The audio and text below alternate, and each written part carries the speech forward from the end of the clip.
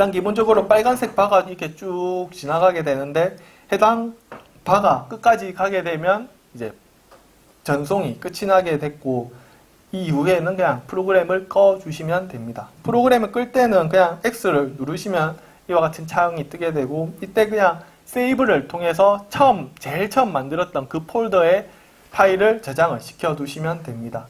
이 파일을 저장을 시켜두게 되면 본인이 중간에 이제 방향 바꾸고 배치하고 설정값 넣어준 것들이 모두 같이 저장이 되기 때문에 나중에 재출력할 때 훨씬 편하게 출력을 할 수가 있습니다. 자, 지금까지 중간중간에 좀 다른 설명들을 섞어서 조금 어렵게 느껴지셨을 수도 있는데, 간단하게 바로 출력을 하고 싶다 하시는 분들은 이 프로그램을 켜서 이제 방향 바꿀게, 처음에 프로그램을 켜고 STL 파일을 그냥 드래그를 통해서 불러온 다음에 방향이 맞는가만 확인을 하고 가운데 정렬 한번 눌러주고, 그 다음에 세팅 혹시 이상한 게 없는가 보고 바로 출력을 딱 눌러주시면 됩니다. 사실 근데 세팅을 보고 이상한 게 있는가 없는가를 바로 눈치를 챌 수 있을 정도면 정말 좋겠지만, 보통은 눈치를 잘 채기가 쉽지가 않습니다. 그렇기 때문에 세팅에 들어가서 이쪽 네모 안쪽에서 마우스 오른쪽 버튼을 딱 누르게 되면 이와 같은 창이 딱 뜨게 되는데, 이 중에서 Reset All to Default Value, 즉 모든 값들을 이제 디폴트 값으로 바꿔준다는 이 메뉴를 누르게 되면 모든 값들이 기본 값으로 다 바뀌게 됩니다.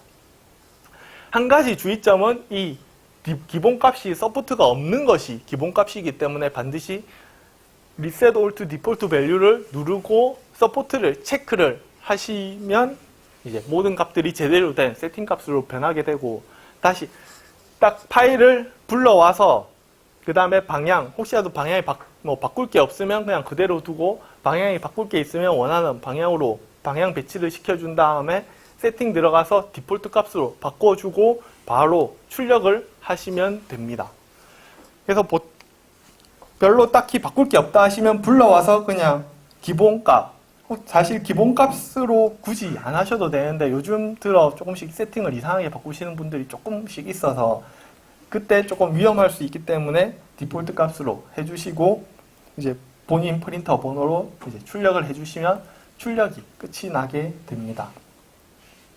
그리고 이제 장부를 마저 쓰시면 되는데, 이제 번호에는 일렬 번호 그대로 쓰시면 되고, 기계 번호는 기계 앞에 붙어 있는 번호 그냥 그대로 쓰시고, 날짜, 본인 STL 파일 이름, 그리고 무엇 때문에 제작을 하는지, 그리고 인필 보통은 10%가 되겠죠. 그리고 본인 이름, 소속, 그리고 연락처, 그리고 작업하는 데 걸리는 시간과 분, 그리고 작업하는 데 걸리는 무게, 그람수, 그리고 비고에는 이제 필라멘트에 본인 이름을 적고 사용을 했는데 그 필라멘트에 이름을 적어주시면 되고, 썸머캠프 도중에 하는 제품은 여기에 그냥 썸머캠프라고 적어주시면 되겠습니다.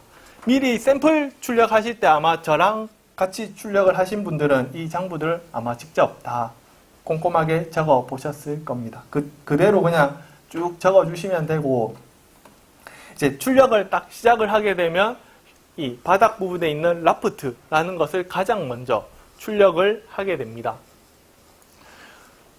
프린터를 딱 넘기고 나면 이 밑에 있는 이렇게 생긴 라프트라는 것을 뽑게 되는데, 이 라프트라는 것은 사실은 본인이 모델링을 하지 않아도 자동적으로 나오는 부분이고, 이렇게 휘는 것을 조금 막아주면서 바닥에 잘 붙어 있고, 그리고 혹시라도 기계에 레벨링이 좀 안 맞는다든지 그런 문제가 발생했을 때 기계를 어느 정도 보호해주는 역할을 하는 그런 부분이라고 보면 되겠습니다. 그래서 처음 딱 출력을 하게 되면 이 압출기가 이 라프트를, 이 부분을 조금씩 이렇게 쫙 만들기 시작합니다.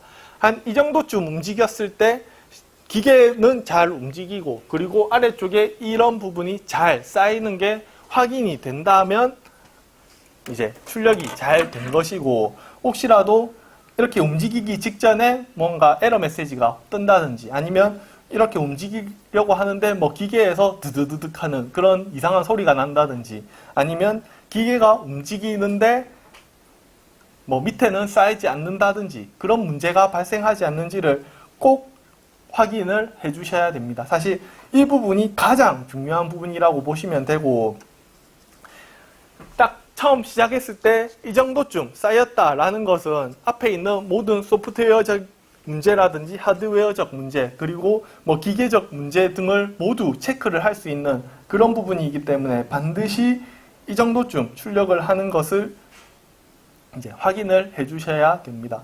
본인이 정말 본인이 작업을 한 것이 정말 100% 완벽하게 했다라고 한다면 이거 확인을 안 하셔도 되는데, 정말 0.5%의 의심이라도 있으시면 반드시 확인을 하고 가시기 바랍니다. 이제 출력을 하다 보면 가끔씩 이런 에러들이 뜨는 때가 있는데, 이럴 때는 저희에게 바로바로 이야기를 해주셔야 빠르게 수정을 할 수가 있습니다.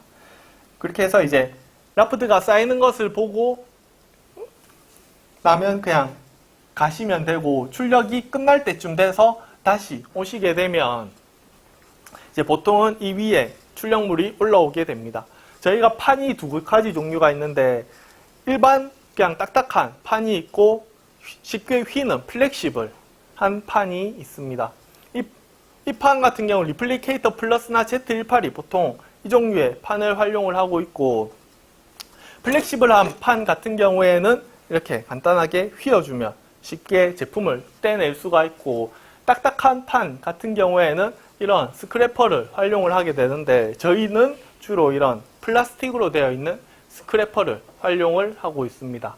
그래서 이 스크래퍼를 활용해서 그냥 쭉쭉 밀어서 떼주시면 되는데, 가끔씩 저희가 아닌 다른 곳에서 활용할 때 이런 스크래퍼를 사용하는 곳이 있는데, 이런 스크래퍼를 활용할 때는 굉장히 조심해서 사용을 해 주셔야 됩니다.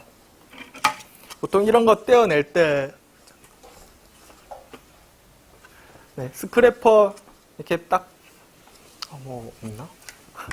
이렇게 붙어 있다고 한다면 스크래퍼를 보통 이렇게 밀어내는 방향으로 떼어내는데, 이게 생각보다 가끔씩 잘 안 떨어지는 그런 경우가 있습니다. 그러면 학생들이 이제 답답하다고 딱 본격적으로 이렇게 잡고 딱 밀어내시는 분들이 굉장히 많은데, 이렇게 밀다 보면 대충 어떻게 될지 아시겠죠? 탁 떨어지면서 바로 쭉 가게 되고 그대로 손까지 자르게 됩니다. 저희가 처음 할 때도 이 장비를 정말 많이 활용을 했는데, 학생들이 막 손가락이 비어가지고 계속 오는 그런 학생들이 있어서 해당 장비를 모두 없애고 이쪽 장비를 활용을 하고 있는데, 혹시라도 이런 장비를 활용을 하겠다 하시는 분들은 절대로 이쪽으로 잡지 말고 뭐 몸쪽에서 잡고 바깥쪽으로 민다든지, 아니면 옆에서 잡고 앞으로 미는 형태로 작업을 해 주시기 바랍니다. 그리고 보통 좀 늦게 오시는 경우에는 저희가 모두 떼서 인포데스크에서 보관하고 있으니까 거기서 찾아가시면 되고, 찾아가실 때는 제품 수령 대장에 쭉 적고 찾아가시면 되겠습니다. 처음 딱 받게 되면 제품이 보통 이런 식으로 쫙 되어 있는데, 이렇게 서포트가 덕지덕지 붙어 있는 형상으로 나온다거나, 아니면 이렇게 거미줄처럼 이렇게 쭉 나온다거나, 아니면 표면이 약간 거친 이런 식으로 보통 출력이 되게 되는데, 이 부분들은 이제 V스페이스에 있는 여러 가지 공구를 활용하면 좀 여러 가지로 다듬을 수가 있습니다.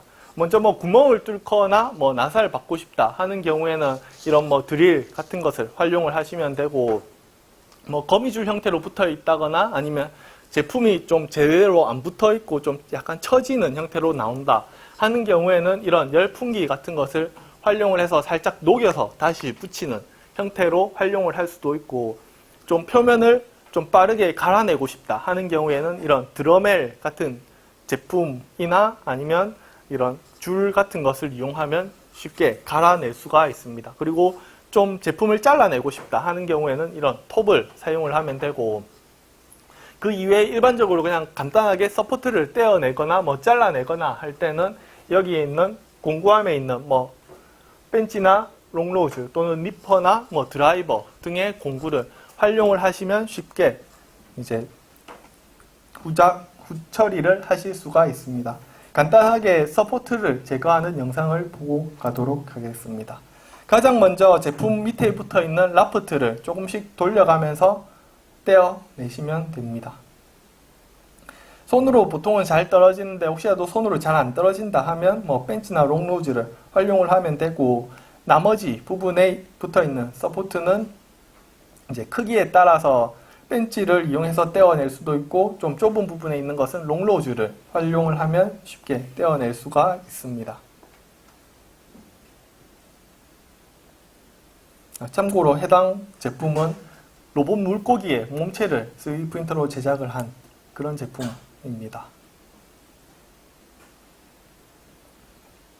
어느 정도 떼어내고 나서 이제 이런 구멍 부분에 서포트가 붙어 있는 경우에는 드라이버나 또는 드릴 등을 활용을 하면 서포트를 떼어낼 수가 있고, 보통 서포트를 떼어낸 부분은 표면이 조금 거친 그런 문제가 있을 수 있습니다. 그런 부분은 이렇게 줄 같은 걸로 1차적으로 한번 밀어주고, 줄로 밀었는데도 표면이 좀 마음에 들지 않는다 하는 경우에는 이제 사포를 이용해서 한번 갈아주게 되면 좀 더 좋은 표면의 제품을 얻을 수가 있습니다.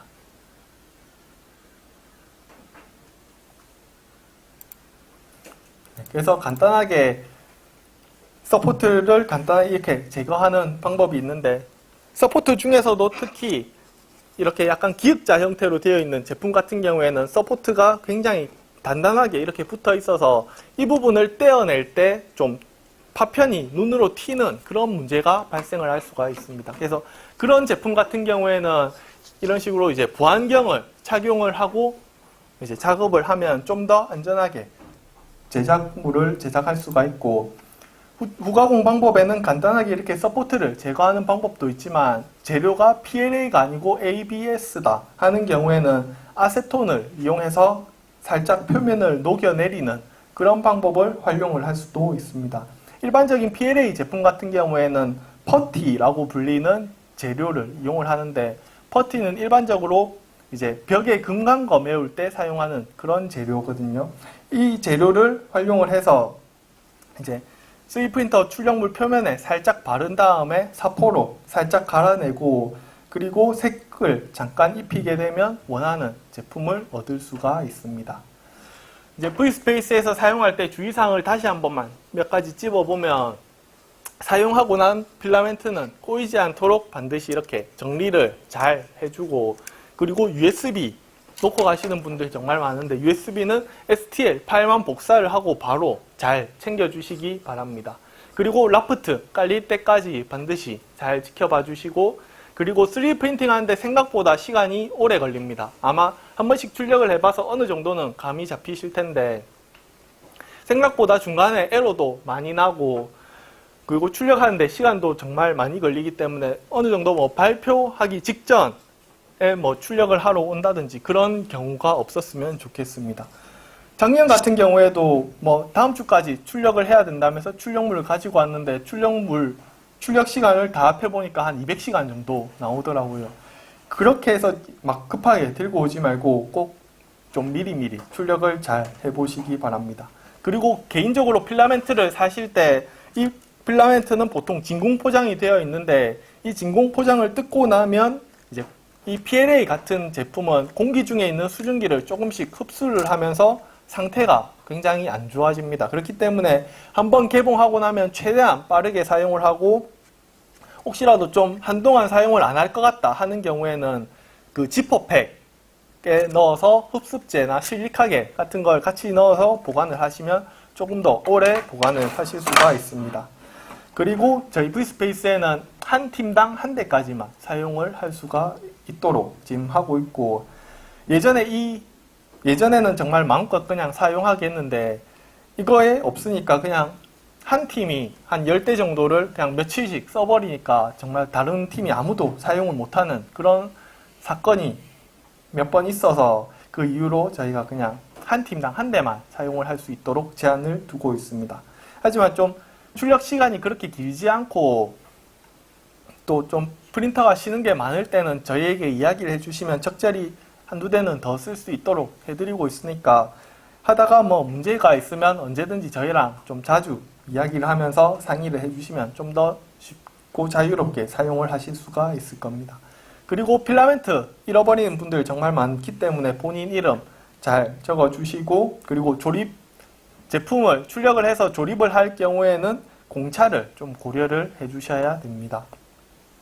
공차 같은 경우에는 보통 CAD로 그릴 경우 이렇게 네모로 나오게 되는데, 이것을 이제 0.4mm 노즐을 0.2mm 높이로 눌러서 출력을 하기 때문에 옆으로 이렇게 삐져나오는 부분이 생길 수가 있습니다.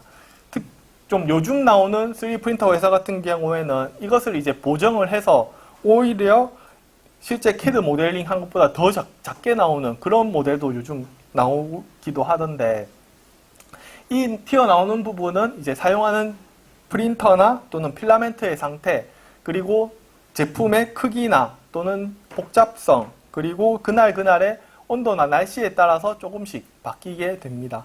보통 0mm에서부터 0.5mm 사이로 많이 나오게 되고, 일반적으로 한 0.2mm 정도 작게 출력을 하시면 보통은 맞다고 보시면 되겠습니다. 작다는 말이 이제 제품이 있고 안에 들어가는 부분이 있다고 한다면 이 안에 들어가서 끼워지는 부분은 좀 더 작게 출력을 하시는 것이 좋고, 바깥 이 감싸는 부분을 출력을 해야 된다 한다면 이 부분은 조금 더 크게 한 0.2에서 0.3mm 정도 크게 출력을 하시면 꽉 끼도록 그렇게 제품을 출력을 하실 수가 있습니다. 사실 가장 좋은 것은 같은 형태를 한번 출력을 해보고 직접 사이즈를 측정을 한 다음에 그 차이 나는 만큼을 이제 비율로, 처음 내가 모델링을 얼마를 했는데 실제로 나온 것은 얼마다, 이것을 이제 비율을 따져서 다시 한번 출력을 하시는 것이 사실은 가장 정확하고 잘 출력할 수 있는 그런 방법이라고 보시면 되겠습니다.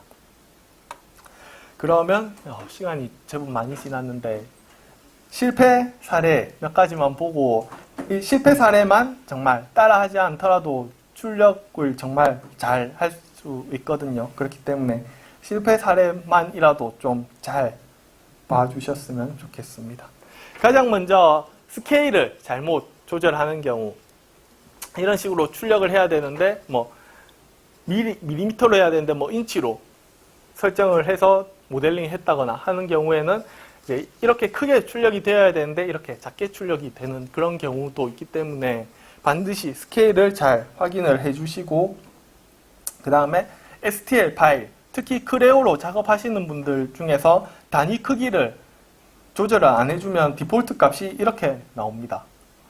그렇기 때문에 꼭 STL 파일의 해상도를 잘 조정해서 예쁘게 동그랗게 나오도록 해주시고, 그리고 학생들 중에서 이제 파일을 한글로 가지고 오시는 분들이 많은데 요즘 대부분의 3D 프린터 프로그램이 한글과 특수 문자는 읽지 못합니다. 그렇기 때문에 STL 파일은 반드시 영어나 또는 숫자로 되어 있는 그런 파일로 변환을 해 오시는 것이 좋고, 그리고 실패해서 가장 많은 사례를 가지고 있는 꼬임 사례인데, 아까 말씀드렸듯이 이거 정리를 제대로 안 하고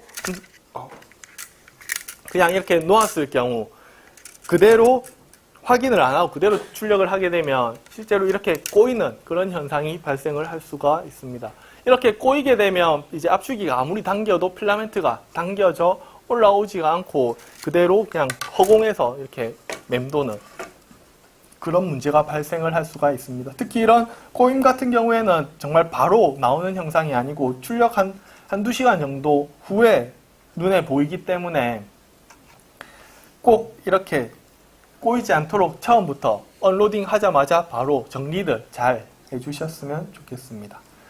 그리고 이 사례는 사실 자주 나오는 사례는 아닌데 드문드문 꾸준히 계속 나오는 그런 사례입니다. 보통 이제 필라멘트를 이쪽으로 넣어서 이쪽으로 빼서 이렇게 끼워야 되는데 꼭 호스가 가까이 있다고 가까이 있는 호스에 집어넣으신 분들이 정말 꾸준히 있습니다. 이렇게 거꾸로 넣지 말고 이쪽으로 쭉 좀 넣어주시면 좋겠고, 그리고 이렇게 꼬이게 넣게 되면 출력 중간에 이제 프린터가 좀 빨리 움직이게 되면 이 부분이 꼬여서 떨어져 나오는 그런 문제가 발생을 할 수 있습니다. 그렇기 때문에 이렇게 되지 않도록 주의를 해주시고, 그리고 베드를 빼서 출력물을 이제 떼어내고 다시 올리게 되는데, 올릴 때 이렇게 원래대로 제대로 올려주셔야 되는데 위에 살짝 걸친다든지 아니면 끝까지 밀어넣지 않고 그냥 반쯤 밀어넣는다든지 이렇게 되면 출력물도 제대로 안 나오고 기계에 손상이 갈 수도 있기 때문에 꼭 주의해서 잘 봐주시기 바랍니다.